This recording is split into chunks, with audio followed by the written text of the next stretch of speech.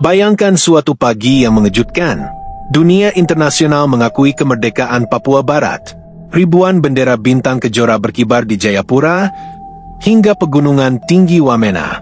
Jakarta terguncang. Reaksi pemerintah mengalir deras. Dan di ujung barat Nusantara, gema takbir dan yel-yel perjuangan terdengar lagi dari bumi Aceh. Titik balik Papua.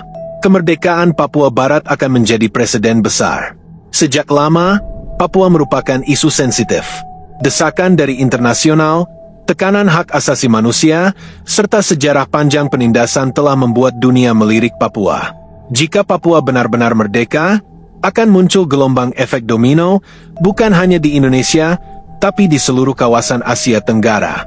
Papua akan menjadi simbol bahwa perjuangan bersenjata, diplomasi internasional, dan narasi penderitaan bisa membawa hasil.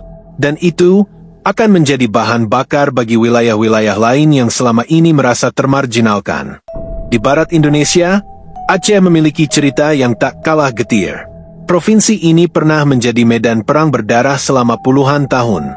Gerakan Aceh Merdeka, GAM, berjuang bukan hanya untuk lepas dari Indonesia, tapi untuk mengembalikan kejayaan bangsa Aceh yang dahulu pernah merdeka dan diakui dunia.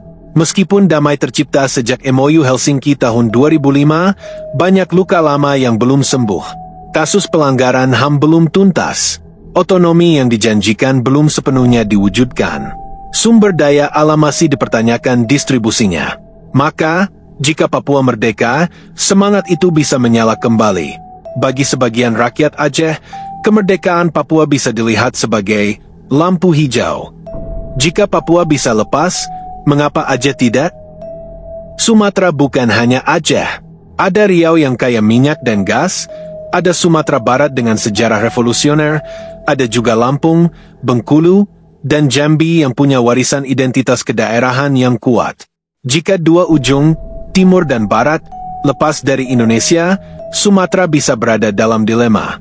Apakah mereka tetap menjadi bagian dari Indonesia? Ataukah mereka akan ikut mempertanyakan ulang perjanjian mereka dengan negara ini? Perlu kita ingat, Sumatera pernah punya sejarah pemberontakan besar seperti PRRI, Pemerintahan Revolusioner Republik Indonesia, pada 1958. Gerakan ini mengguncang Republik dan menandakan bahwa dulu, Sumatera pernah punya keinginan untuk lepas jika pusat kekuasaan tak adil. Jika Indonesia kehilangan Papua dan Aceh, maka integrasi nasional bisa retak lebih dalam. Indonesia dibangun di atas semangat persatuan dalam keberagaman. Tapi jika daerah-daerah merasa pusat tidak pernah benar-benar adil, maka gagasan persatuan itu bisa luntur. Bali mungkin tetap tenang. Jawa akan tetap menjadi pusat. Tapi pulau-pulau besar seperti Kalimantan, Sulawesi, dan terutama Sumatera akan memikirkan ulang posisinya. Apalagi jika pusat masih melanjutkan kebijakan yang terkesan eksploitatif terhadap daerah. Apakah akan muncul pemberontakan seperti tempo dulu? Jawabannya, sangat mungkin. Jika dialog dibungkam, jika tuntutan keadilan ekonomi diabaikan, dan jika sejarah dibiarkan terlupakan, maka perjuangan masa lalu bisa muncul dalam wajah baru. Mungkin bukan lagi angkat senjata seperti dulu, tapi dengan kekuatan media, tekanan global, dan diplomasi yang lebih canggih. Gerakan masa depan tidak harus berdarah. Tapi ketika rakyat muak dan tidak didengar, sejarah selalu punya cara untuk berulang.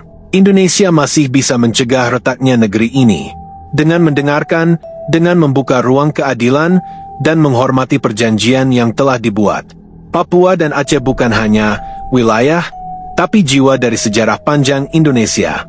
Jika kita ingin Indonesia tetap utuh, maka keadilan harus dibagikan, bukan hanya diucapkan. Karena dalam republik yang besar ini, tidak ada yang benar-benar kecil, tidak ada yang boleh diabaikan.